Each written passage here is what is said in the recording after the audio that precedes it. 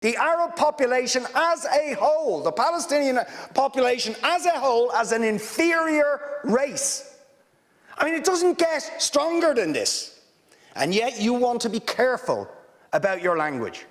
You're happy to correctly use the most strong and robust language to describe the crimes against humanity of Vladimir Putin, but you will not use the same strength of language when it comes to describing Israel's treatment of the Palestinians, when it is now being documented and detailed by two of the most respected human rights organisations in the world, and indeed has been alleged by dozens and dozens of non-governmental organisations, and to be honest, anybody who looks honestly at the decades of brutal, inhumane persecution of the Palestinians, successive assaults on Gaza, the annexation of their land and territory, the systematic application of apartheid rules, you don't want to even use the word apartheid.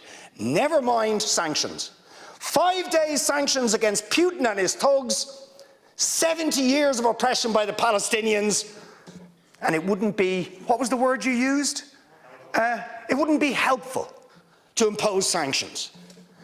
Amnesty International are calling for Israel to be referred to the International Criminal Court for crimes against humanity.